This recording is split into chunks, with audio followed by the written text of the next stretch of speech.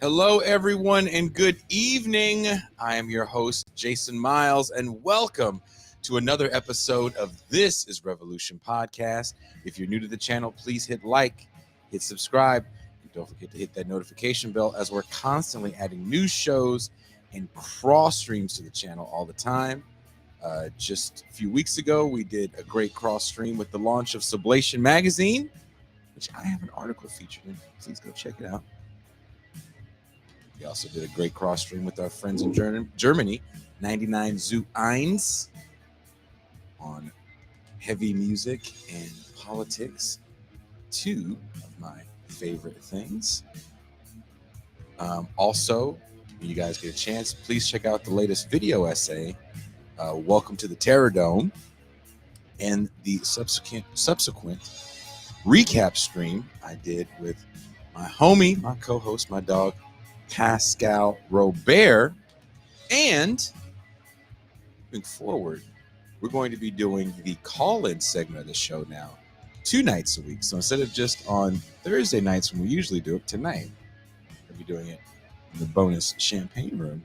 We'll be doing it Tuesday as well with everyone's favorite call screener and moderator, M2 Song. So if you want to call in and give us a piece of your mind, there's only one way to do it. Become a patron. It's extremely easy. Patreon.com/Bitter Lake Presents. And for as little as $30, you can have access for the entire year. That being said, let me bring in my homie, my dog, co-host extraordinaire, man of the Mau Mau Hour, and the call-in portion of the Mau Mau Hour will be next week as well. Please welcome Pascal Robert.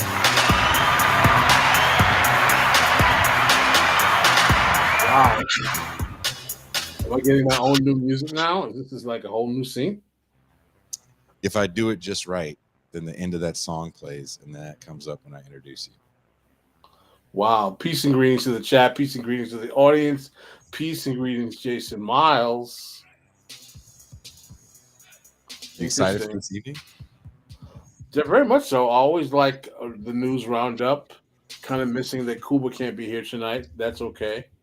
That's okay. You know, we find replacements. You know, as this show has been growing, I'm shocked at who we've been able to get to replace absentee members. It's a blessing. And today we have author of one of our favorite books. Guess what? We talked about this book so much that another one of our guests, Jason, what was his last name? Mueller, yes, assigned it to his class. Please welcome author of Borderlines, the Dan Melo. Hey, Dan Melo, my man. What's up, Good Dan? hanging in there. We're treading water. Now, Staying Dan, alive. much like Mean Gene Bajalan, aka the British Bulldog, I'm just going to call Gene Bajalan the British Bulldog for a while. I've been watching wrestling documentaries, and I always watch something to get my mind off of the political, because, you know, doing this show, we have to do a lot of research, and then in doing the video essays, there's like these deep dives I have to take down really depressing rabbit holes. So to get myself out of it, I usually watch true crime or horror movies. But I just recently found wrestling documentaries. So Doug Lane had messaged me because we're getting ready to do this live show in June. He was asking me some logistic questions, and then he tried to like act like he cared. He's like, "No, really, how are you doing?" I was like, "I'm sitting here crying watching wrestling documentaries." Shit. All right. I got to figure out, were you crying because of the wrestling documentaries? Yeah. Or were you crying because the actual political news was so bad that the wrestling documentaries will make you remember how bad the political news was. Like, so I told you about some of the messages we've been getting about what I need to check out. So I'm like, you know what, fuck this. And I found this thing called The Dark Side of the Ring. I don't know if you guys have ever seen it. I guess Vice puts it together. Oh my God. I'm not even trying to be funny. I've been sitting there. Like I told you guys, I had to turn everything off and just listen to the ocean and calm the hell down. I watched one on Owen Hart, the wrestler. I don't know if you remember, there was a Hart family. They had tons of, I think everyone from the dad and to all of his sons. Then he had some daughters, and then they married dudes that were wrestlers. So this is massive wrestling family. And they had the last boy, the one that had like the most integrity, that wouldn't do anything if he thought it would embarrass his family. Like, we're going to do a storyline where you're screwing this woman. He's like, no, I'm married, and now I wouldn't want to, embarrass my family.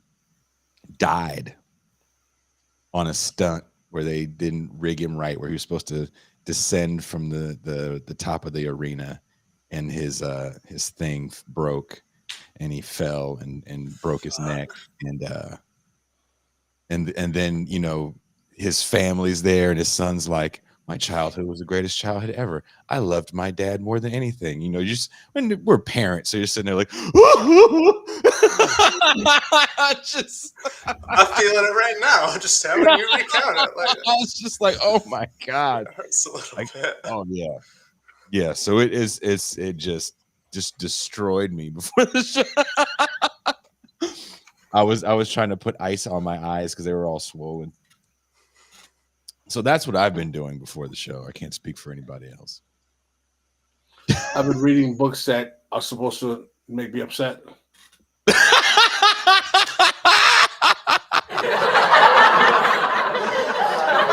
So, Pascal, we want him to get to writing, because this is what he does. This is how I met him, as Pascal the journalist, Pascal the writer, the commentarian. So I was like, hey, there's this guy that's got this book that I really fucking hate. I think you'll hate it too. And I think you should write a review on it, because I think your scathing review is something people should read. And I was like, as a matter of fact, I'm going to buy it for you right now, because I don't want to wait at all. Bam, send your email. And I know what happened. I know he was like, I'll get around to it. He's finally gotten around to it. How bad is bad, Pascal? I mean, it's not amazing. It's not challenging anything that's not status quo, man. It's not saying anything amazing. It's one of those books where you're just like, why is anyone impressed with this book? I felt the same way about another book that came out earlier. Anyway, I don't want to get into it now because I'll let you. You're gonna hit him with the bomb diggy, right? Yeah. When I write the review, I'll address it. I'm excited for the review, by the way. I'm sure, because you have a particular animus that, I don't know if I'm going to be as energized as you are, because you're pretty energized, but I wasn't joking when I said to Ray, I sent him like 30 voice text messages because he wanted to send me another article with this dude in it at like 4 a.m. I was like, oh, you son of a bitch.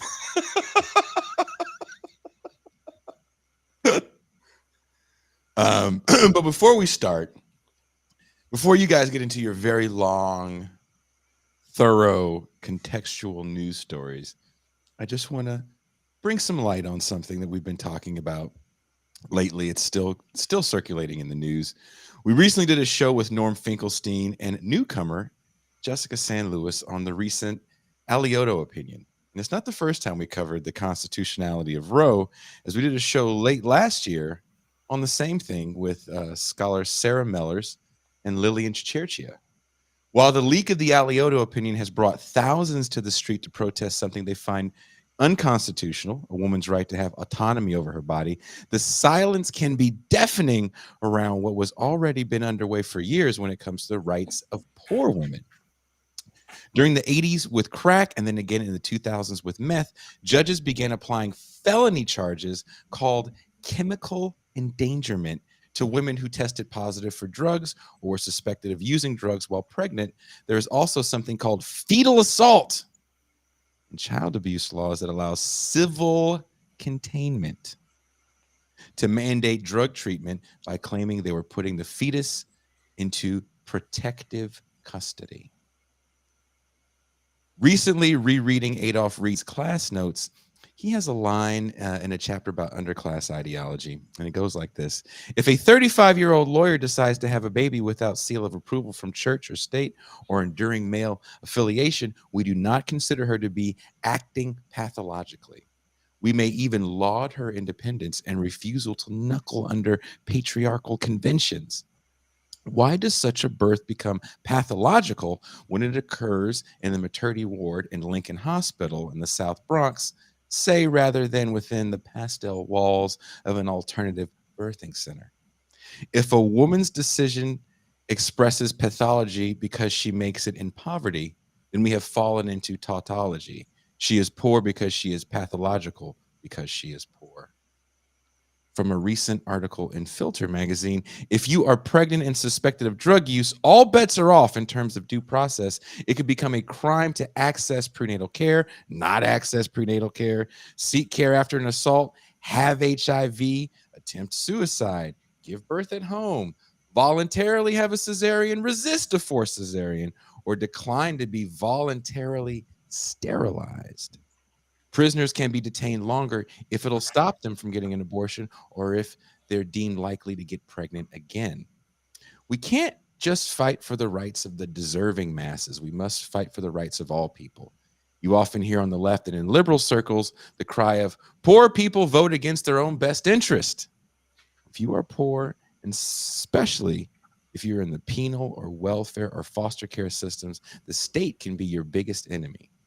Just something to think about when we talk about control over women's bodies. Speaking of women, Pascal, you wanted to get into the $840,000 that one of the BLM founders spent on her brother's security? That's correct. Thank you for that interesting segue into my news segment, Jason. For those of you who do not know, there's been a significant amount of, let's say, revelations being made about how funds that have been allocated to the Black Lives Matter organization and its members, as well as some of its leadership, had been allocated. There had been a study that demonstrated that, accordingly, Black Lives Matter had amassed something in excess of $92 million, and that they had 42 million on hand. When recently there was a report that showed that $840,000 was paid to by Patrice Cullors to her brother in order to provide security to the organization. So there have been all of these new developments demonstrating how, let's just say, large amounts of money have been questionably, spread forth amongst the Black Lives Matter coterie. And what's particularly problematic about this is that I remember when Black Lives Matter, the hashtag, first surfaced after having met the founders of the hashtag at a Black Alliance for Just Immigration conference. And I remember I found it strange that the hashtag came about at the same time in which the Ferguson protests were actually taking place in the streets of Ferguson, yet there seemed to be no connection between how this hashtag, which was created by a group of professional foundation worker, NGO types, and the urban rebellions that were happening in Ferguson seemed to coalesce. But what was fascinating to me at that time was the way in which, because of a need to fulfill a particular narrative around the identitarian praxis of who is the proper leader of the new movement of Black politics, revolved around this concept of we need to have the women who are of a particular gender orientation or fluid sexual identity be the new face of quote unquote Black leadership, because God knows those traditional men had made a muck of things. There was this automatic drive to make it seem like a new Black movement was was amongst us, and that a new development in black politics had all of a sudden swept the nation. Of course, there were many voices like Adolph Reed, like Cedric Johnson, who were very skeptical of this new development because they realized that this is nothing but foundation capture in a new form, trying to mask what has been the problem with black politics being race reductionist in the new kind of fetishization of all of the deaths that had come about as a result of the post Trayvon Martin moment. But what was particularly fascinating was how all of these individuals, particularly members of the white left, have felt it was absolutely necessary for us to energize all of our support around Black Lives Matter as if it was the proper and adequate and correct demonstration of how exactly black politics needed to address the current moment. No question was asked about the actual statistical data about what was the rate of black police homicides and how it had changed over the last 50 years. No question was asked about what exactly was the rate of black police homicide to white police homicide and why exactly were these problems being racialized. But at the same time, there was this constant focus on anyone who dared to challenge the integrity of Black Lives Matter was somehow either a sexist, a homophobe, or just generally a hater not interested in seeing black women lead a movement. So I ask in retrospect, after considering all of that praise that was laid about early on, these awards, all of millions of dollars that were laid to this organization, when we now have, in the face of the COVID increased crime wave, states looking to increase the carceral apparatus that's going to adversely help black and brown communities, crime going up precipitously, and no particular change in the nature of how police are dealing with black and brown communities. How exactly has this turned out? Were those voices on the left that were basically saying that maybe we should be a little bit more, let's just say, judicious and how we lay praise to these hashtag movements, and maybe we should stop believing that hashtags are the proper way to allocate political movement strategy in the first place, and the idea that a Twitter hashtag is going to be the movement du jour that solves the issues of black people is the problem in the first place. So I would subject that maybe we should stop rethinking ourselves politically in terms of these social media phenomenon and start going back to the old school original way of organizing movements, which are based on the material conditions of the people involved and actually going door to door and accessing what their problems are. But Pascal, if there's a hashtag and then I retweet that hashtag, then I get retweeted. And it's like I'm part of the movement. Yeah, I think that that's ridiculous. But what if I donated $5? If I donated $5, I retweeted, my retweet got retweeted. So I'm part of the celebrity chain of activism. No? I mean, I think part of the larger problem with this whole phenomenon is something I was talking about today on social media, on Twitter particularly, is that we have this kind of fetishized notion of what the 60s was about, and that we have a whole generation or two who believes that all they aspired to do was to be able to participate in the 60s like it was a softball game, without realizing that the 60s is something that happens in a particular confluence of political realities that actually is the beneficiary of a generation of two of radical politics that precedes it, and also happens within the context of a certain Cold War reality that makes its ability to come alive a reality.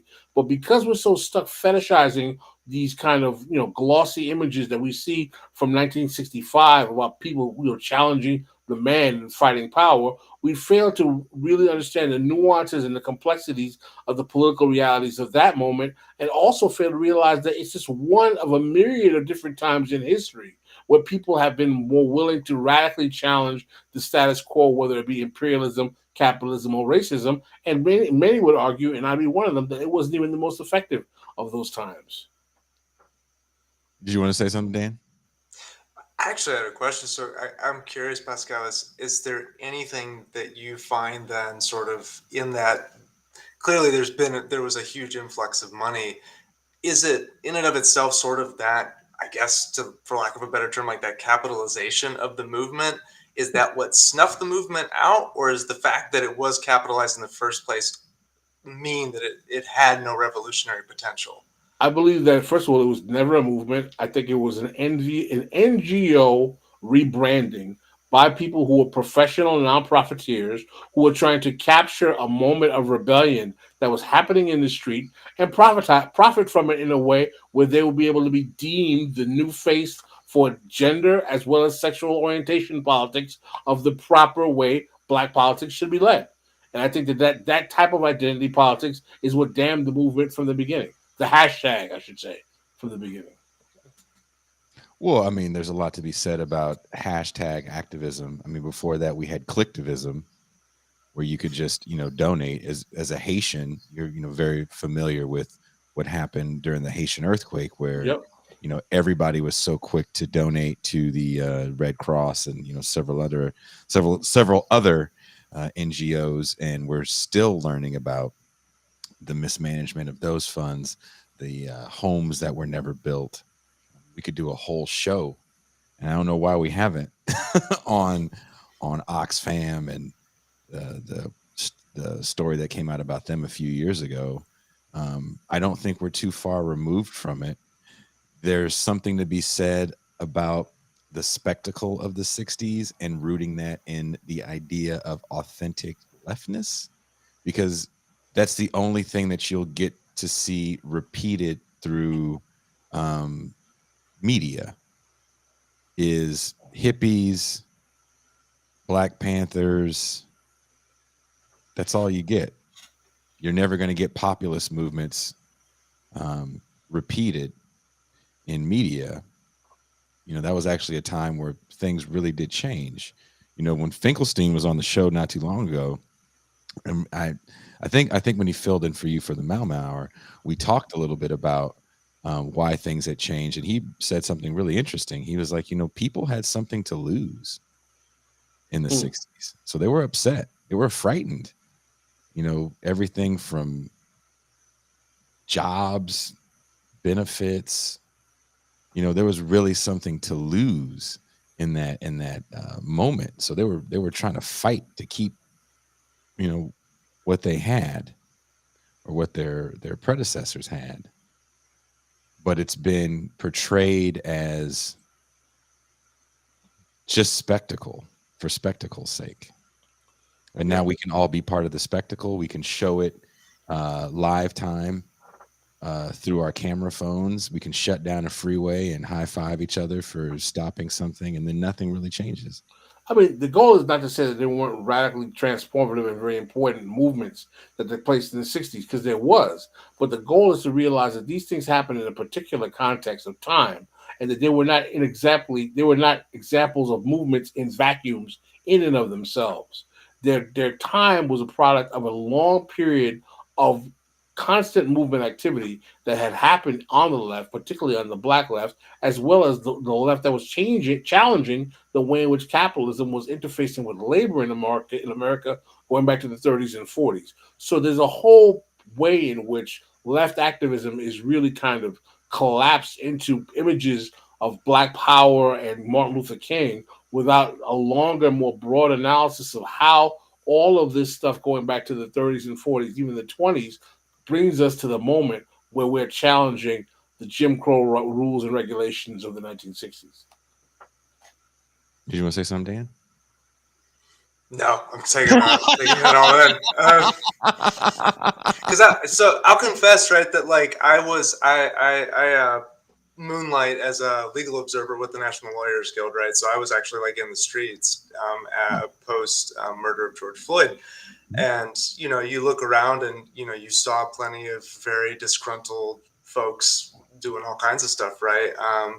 And I'll even confess, I think I talked to Doug about this when I was on his show once, that it's like there was a moment where I was like, oh, this might actually be something. And then, of course, we are where we are now. And so to hear, frankly, I just didn't even know the level of like institutional level nonprofit industrial complex money that had already been wrapped up in all of that. Is it just that maybe, because I think one of the things that we get excited about when we see it, when we see thousands of people in the streets upset, we think this is it, this is the moment. And again, that's why I wanted to do the video essay on 92, because a lot of people felt like this is it, this is the moment. And 2020 and 92 don't look too different to me. Right. What changed fundamentally?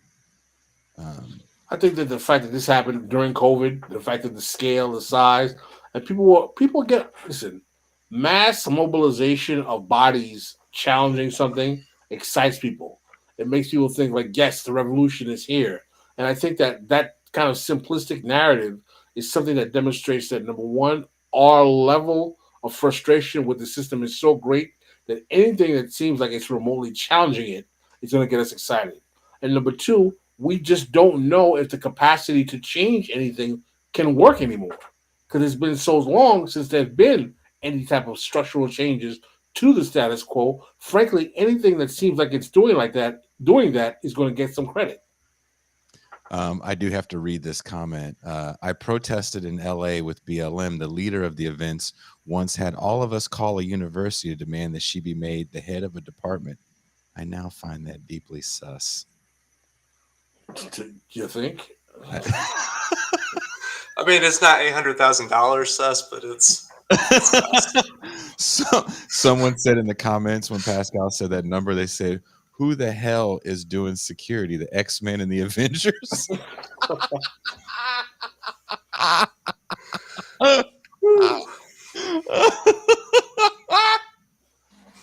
don't know. It makes me. On one hand, you have to have hope, right? We can't be so overly pessimistic that we tisk this stuff away. But on the same hand, you have to say, well, who is capturing this energy? Because much like Minneapolis, a lot of the people that took to the streets were apolitical. Like Pascal said, like I've said too many times on this show for the last 2 years, you got COVID, you got crazy Trump rhetoric, you got, this frightening lockdown. We don't know when it's going to end. And then it felt like a series of snuff films, of snuff footage on the TV that was just coming out. Ahmaud Arbery had just came out. Breonna Taylor had just came out. And then George Floyd. It was the perfect recipe for an entire area, for the nation to explode. But once that explosion happens, then what? One of the great lines, I'm going to paraphrase because I totally forget the quote, that MLK says during the March on Washington is, "This is not a time for the Negro to blow off steam." We have to remember that at that moment, there was a mission to that march, because that was a movement for jobs and freedom. So who is going to capture the energy when these people take to the streets? When we take to the streets, that is the $1 million question. Speaking of $1 million questions, Dan Melo, I sent you a message asking if you could fill in. Thank you so much. of course. I was replying to you not on my computer, but on my iPad. I probably was eating potato chips as I was replying to you, and I sent you so many of the wrong words. Jason invited me to lick a topic, and I was like, "Are y'all starting an OnlyFans for TIR? Are we doing this?" I mean, anything for That would bad. be special on so many different levels. What did Well, y'all that's what get I'm getting in Pascal to shape do? I'm getting in shape for. I had to watch Teray and I do a movie review thing every month with Burgess, and we had to watch American Psycho. You know how the Christian Bale's character is talking about his workout routine. I was like, I'm gonna get ripped like Christian Bale by the New York show, and that's just coming out just like that. Hell yeah. Chainsaw, tighty whities. Oh shit. Now Dan is going to talk. He gave me a list of topics, and there was a part of me that was like, shit, I need to bring Dan back anyway. for for another show I wanted to do. I was like, thanks for giving me show topics for the rest of this month. But you were going to give us some info on the Remain in Mexico policy. Yeah, I'll try to be brief about Take your time. We have both the it's such a morass of like legal things and political economy. But for those that are not aware, so Trump instituted a what's commonly called Remain in Mexico. On the official name is the Migrant Protection Protocols. And there's this portion of immigration law that allows the executive branch basically to remove people to an adjoining country if they entered. So in this case, Mexico, right? So a bunch of people from moving up from Central America reach the border. The law allows the secretary, as long as that the neighboring country agrees, as long as Mexico agrees in this case, that you can just keep people there and not allow them to seek asylum in the United States. So, Trump institutes this policy. Of course, there have been awful humanitarian consequences as a fallout from this. You have massive, basically quasi-refugee camps that have cropped up all around the border.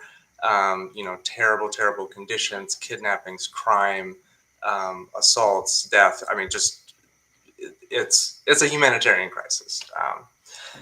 And so, Biden obviously gets elected to, a lot of backclapping and celebration with the idea that he was going to end this program.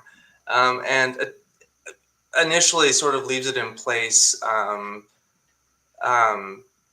But then, decides at some point that's like, all right, we're going to get rid of this, right? And once again, it was posed as this kind of, well, this is a humanitarian crisis. We can't, under Trump policies, we can't let this continue. So goes through the administrative process of revoking the Remain in Mexico program. But in the interim, then Texas, together with a number of other states, actually sue the federal government and say, no, you can't end this program because the law says that you have to detain migrants. And so this has wound its way all the way up to the Supreme Court in April, where there was a series, lengthy oral argument that if you're willing to endure such things is interesting commentary, because while the government's position out of the gate sort of acknowledges the humanitarian piece, things quickly shift to being exclusively focused on who gets to make this call, right? About what the law says about in terms of controlling the human beings at the border. And so in this case, it hinges on this debate about whether or not you can end this god-awful program, because the law allows you either one of two or one of three options, depending on which side of the fence, the legal fence, you fall on, pun intended. You can detain people, detain everyone that comes in. The law says you shall detain, so you can detain everyone. You can remove them back to the country that they came from, or the country that's contiguous to the U.S. where they're trying to enter. That was Texas's position, is that those are the only two options, right? You can either detain everybody, or you can keep them outside of the country and make them go through the asylum process abroad. Or, the government was saying, well, no, we can actually, split the middle and allow a certain number of people in. So everyone acknowledges, right, that there's no detention capacity to handle these tens of thousands of migrants that are showing up at the border every month. Even if you wanted to jail all of them, there isn't the money, there isn't the space, there's no way to do that, right? And so that's why Trump had instituted this Remain in Mexico policy, is to just keep them on the other side of the border, because there's no way to detain them. But I guess the essential point is, right, this debate, this whole back and forth around the legality of it is really a question of control, right? It's like, who gets to control migration in this case and how it's controlled, right? It has nothing whatsoever to do with ending what is actually a god-awful humanitarian crisis and a series of terrible practices that even under just basic bourgeois rights in terms of asylum and stuff, like violates even those most basic things.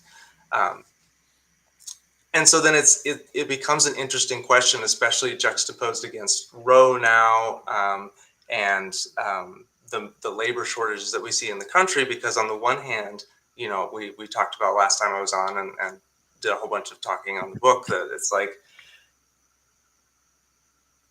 all things having to do with the border are really fundamental questions of control, right? Of controlling labor flows in and out of the country. So if you look around and you say, well, there's this massive labor shortage in the U.S., and in the instance of Roe, like leading up to that point, immigrants have been filling in, basically helping beat back the declining birth rate, and keeping the whole social system afloat. So why now all of a sudden are we having this debate about control over the border, who gets to do it, how it gets done? And at the end of the day, right, like, sure, there are probably more immediate needs long-term needs in terms of how are we going to fix the replacement rate? Like, how are we going to make sure the population continues to grow, and that the economy keeps chugging along, right? How are we going to fill all of these jobs, that so many migrants end up taking at much lower pace? You're able to extract so much more surplus value from people that you can more readily exploit based on their legal status. But at the end of the day, right, the entire debate about MPP, the entire debate about Title 42, which is a public health law that allows the president to unilaterally just remove anybody from the border that it deems as the executive can deem anyone a public health threat, and remove them from the country, not even allow them entry. All of that then is really just questions of control, right? It's like we're not actually talking about the horrible humanitarian things, violations that are happening in these camps, or the fact that, at this point, thousands and thousands of people have been removed without any kind of judicial hearing, under Title 42, and sent back to their home countries, including, Mexico, Cuba, bunch of the Central American countries, right? But then meanwhile, you have Ukrainians showing up in Mexico, actually looking to get into the country, seeking asylum.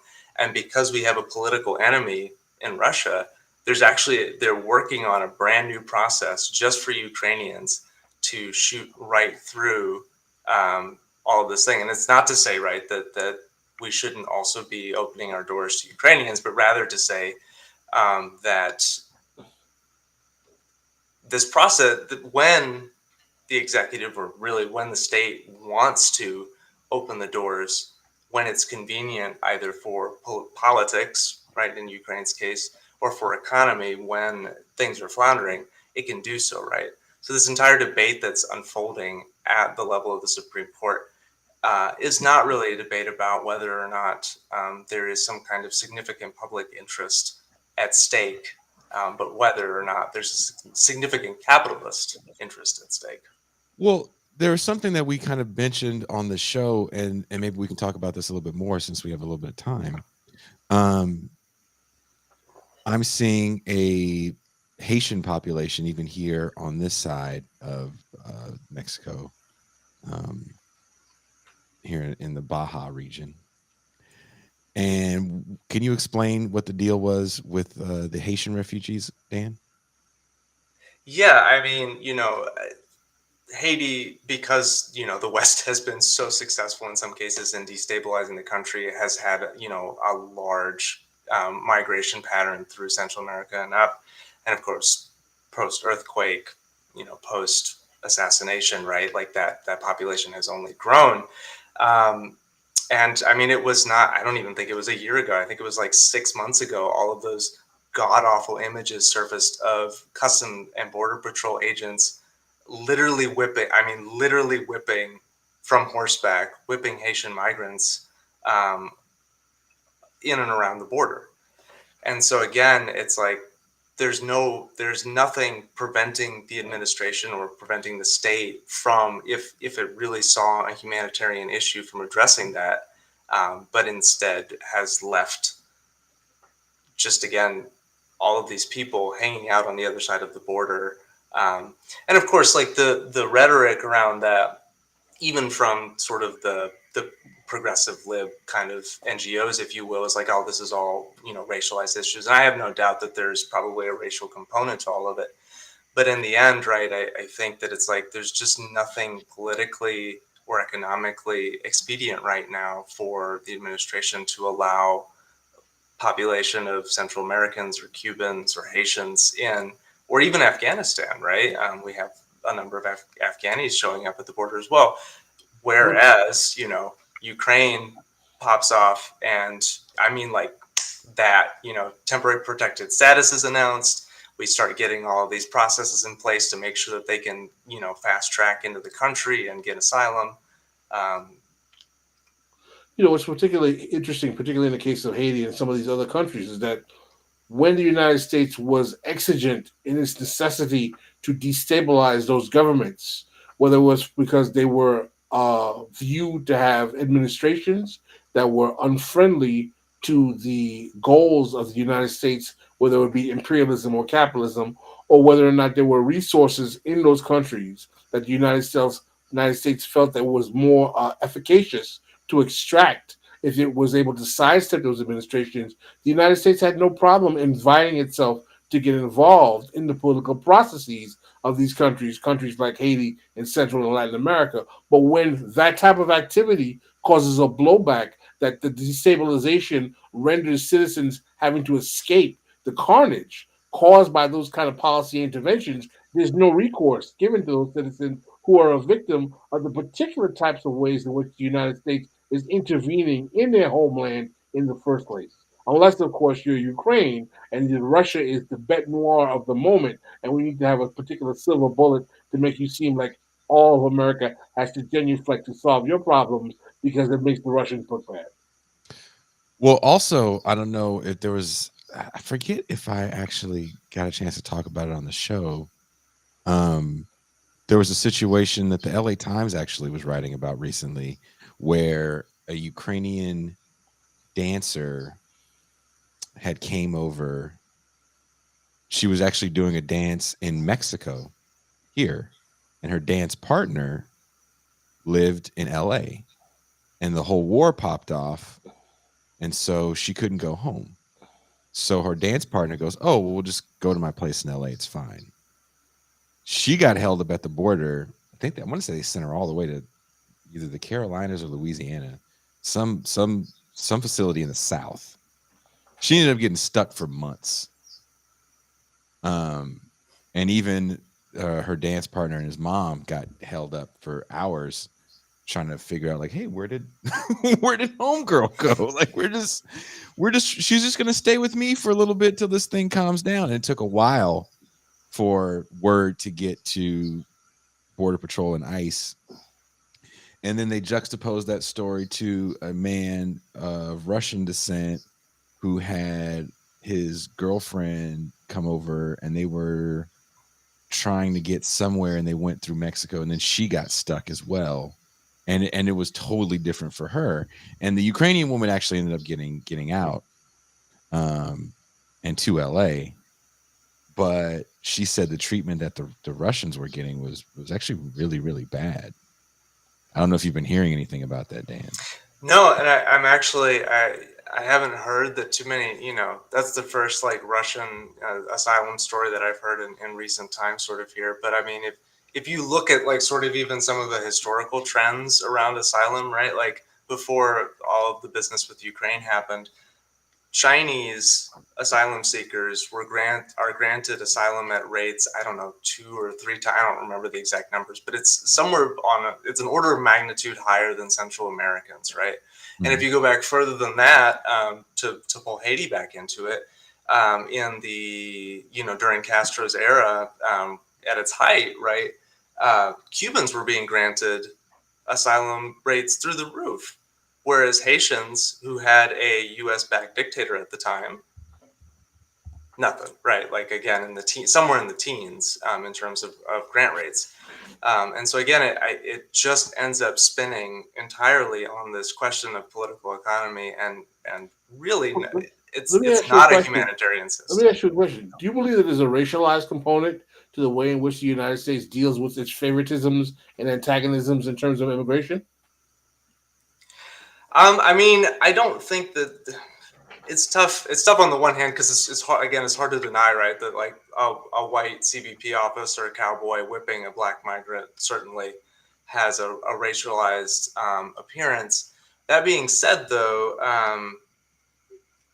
I just don't think that it forms the core of the foreign policy choices that end up following, or rather how the immigration system follows the foreign policy choices.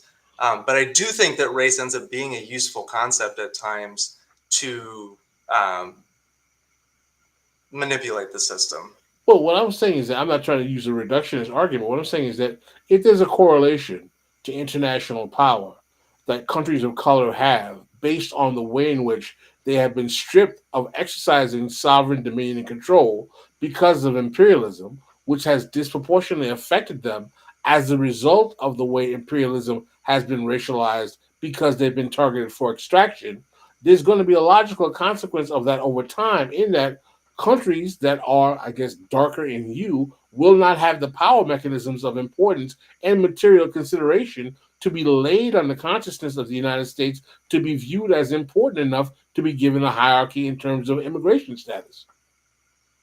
Yeah, actually, that's a really sound way of putting it. That in the end, whether or not whichever cart, if you put the horse first, the car first, it doesn't really matter, right? That it's like ultimately there's just this consistent trend in which the disproportionate impact of imperialism is going to ultimately affect how people are treated downstream from that. Indeed. Someone is asking when TIR is coming to New York. June 26th. We will be in Brooklyn. The entire crew will be in Brooklyn. Pascal, too. He'll be back in New York. All right. The question is, will Pascal have on Timberlands? No, I'm not a Timberland guy. I don't believe you. I think you're going to have on Timberlands. No, Timberlands were more popular in about 4 or 5 years younger than I was. That was not really when I was in high school, my dad was wearing Timberlands to go to work. I mean, don't you wear Timberlands when you put in that work? No. First of all, there's this perception that New Yorkers wear Timberlands in Miami in shorts in the South. That like yes, because it's Timberland did become like what's the shoe of the Bay? Is there a Bay Area footwear? Jordans. Dude, I've never had expensive like tennis shoes. I went and bought shoes in Mexico yesterday. That was funny. But yeah. Actually, Mexico back in the day was known for very good leather shoes.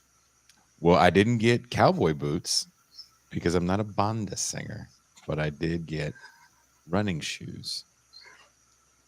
And someone's saying Vans were the shoes of the day back in the day in the Bay. What are Vans? Yeah, I still wear Vans. And shut up. Me too. My children wear Vans. So what are Vans? What are they? They're shoes. Who makes Vans? What Vans? It's a company. Who made these Vans? Who made these Vans? Who makes these Vans you speak of? All Skate I know culture. is Wallabies and Deodora. Pascal, do you have on British Knights right now as we speak? No, I have on Adidas sandals. Oh, yeah. And then when you go out, when you go on your daily walk, is that when you put on the shell toes? No, I do like Adidas shell toes though. I really like Adidas shell toes, and I did have a pair of suede Pumas back in the day. Can we please go shoe shopping with you in New York and like videotape it? Yes, shoes are expensive now, man. Special patrons only event. Pascal gets his old school. All of a sudden, sheepskin coats, Richard, sheepskin coats were the shit back in the day when I was in high school. Like the sheepskin coat was kind of the joint. I'm telling you, Pascal's gonna have wallabies on. Wallabies were very big. I had a pair of Wallabies. British Lee Knights had a Cheese. pair of British Walkers. Yes, they were very, very big. I mean, he's gonna go back to New York, and all of a sudden, it's gonna be 1984 all over again. Yo, son, we gotta take the A train.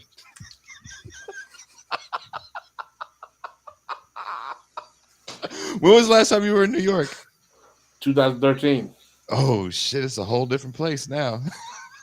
It ain't that different.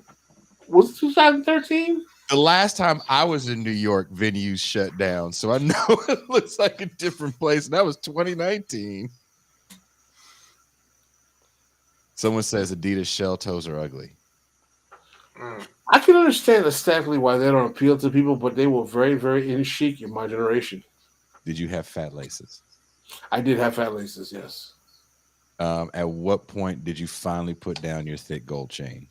At what point did you I say never was into truck jewelry. I thought truck jewelry was a little too tacky. Mm-hmm. I did have Coochie sweaters, though. And the next $1 million question that the world wants to know is, when did you decide that it was time to let go of the shag? Oh, I got rid of the shag in like 87, 88. So if Dan doesn't know what a shag is, the shag is the mullet for black people. I'm sorry, I gotta Google this now.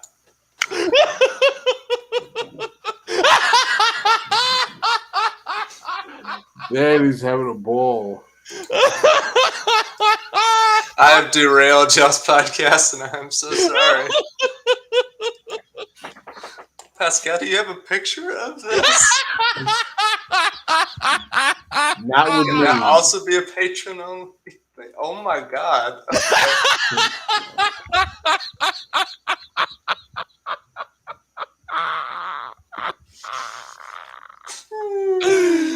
Man, I do. Hey, there was a moment when I was a little boy and my dad let me get like whatever haircut that I wanted. I was like, I want a shag. I thought all the cool motherfuckers had shags. Thought I was gonna be Stoney Jackson.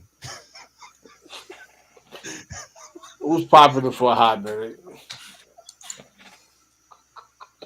If anyone here watching this show is black and old enough to remember the early 80s, then I hope you guys can appreciate the shag. And yes, it was the black man's mullet. It was very businesslike in the front, and it was a curl party in the back. And if you was real sick with it, you definitely had a texturizer in your shit. You might have had an S curl in your shit. I remember when people were doing that. Right? It happened. But that's the question, Pascal. Did you have the S curl shag? No, I was not down with the S curl, Jerry curl, or any other greasy, slimy shit. I was not down with You was that. not waved out. You wasn't waved out. No, I did wave out for a while. I did rock the waves. I did rock a wave cap. Yes.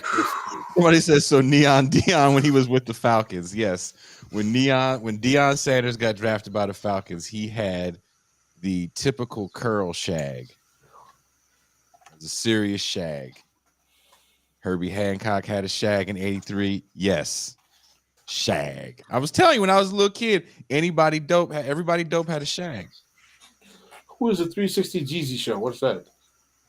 I don't know. I hope it's a show about black haircuts from the early 80s. Waves are very queens. Young kids rock waves today. Also, another funny story about Jason's horrible inner city life. So my grandmother would take me to get my hair cut when I got a little older. And you know, when you get to like junior high, now your hair matters. Like, hair matters. So now you can't have the shag. The shag is passe, right? I needed to get a fade, like Kid and Play. I needed to get something tight and have it faded on the sides. and my grandma would drop me off at this barber, and I think he was like the first ever barber because he had to be in his 80s. He was so old, and he had a picture up in the shop because he's like, how would you like your haircut? And I said, I want a fade. And he's like, I don't do fades. And he pointed to the picture on the wall, and the picture on the wall was from the 40s. And it was you had like 3 choices. He said you could get a box cut or a Covalis. That sounds like a beer.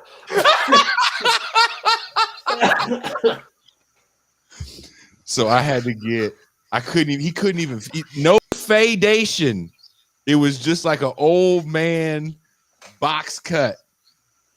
Like that was it. That's all it was. Fucked up. Fucked up, man. So you just had like an Afro box cut. Like you know how you see cats like they're foreign and they have a box cut with like an Afro. Yeah, like it's not quite an afro. It's like somebody edged off the afro. Yeah, that's how my shit was. It's a square. It's not afro because it's not round. It's a square. It's a box. It was a box cut. Go look at like Negroes in the 60s, and that was me, but with Bugle Boy jeans on. Y'all are killing me. Somebody said like Moesha's daddy.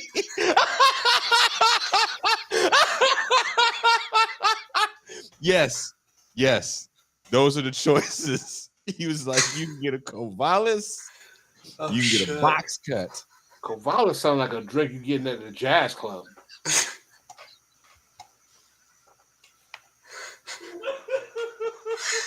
The political economy of black hair. Y'all heard it here first. I'm so sorry, Kuba. I broke it. Oh no, Kuba's someone wrote a dissertation subject on that. Kuba's gonna be Googling what is a Covalis. But I had at some point I was like, I can't keep walking around with this not quite afro. Damn. Somebody said, did you look like the black kid from Hey Arnold? Yo, this is cracking me up.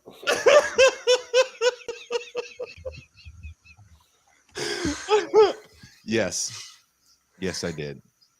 I hope there's no pictures of that era. If so, my mother might have some, and I hope she's lost them. How do we get them? I hope if you're real, she's lost them in some sort of move or a storage fire. But I'm sure they exist of me with either a Covalis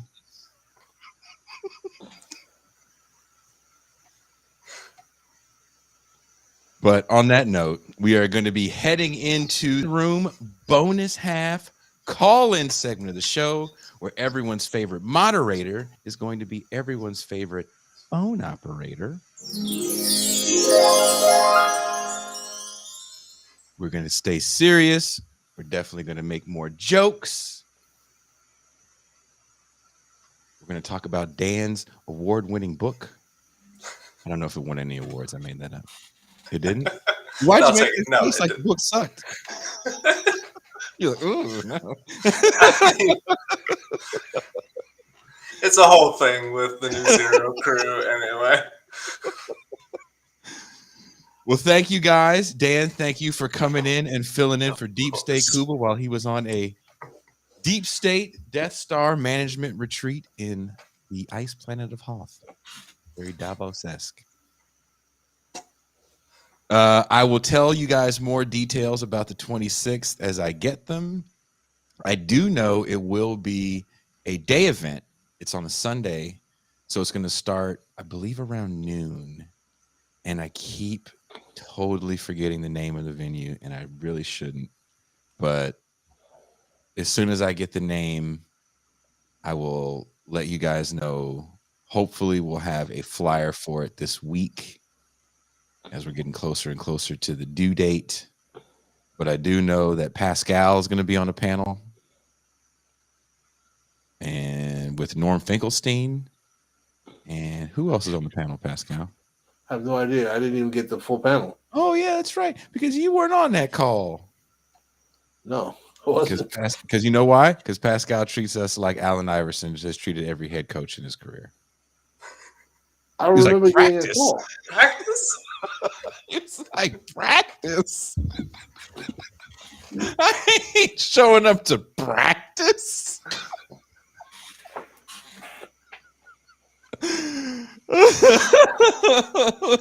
My mom can do that. It was throwing around Pascal's name. It's like, oh, he's not on the call. Legend. Shit. All right. Well, thank you guys so much. Please join in for the bonus patron call-in after hours. Laughter doesn't have to stop. And it won't. I'm in a good mood now. Thank you guys for getting me out my sad mood for watching all these goddamn wrestling documentaries. Anytime. We are out.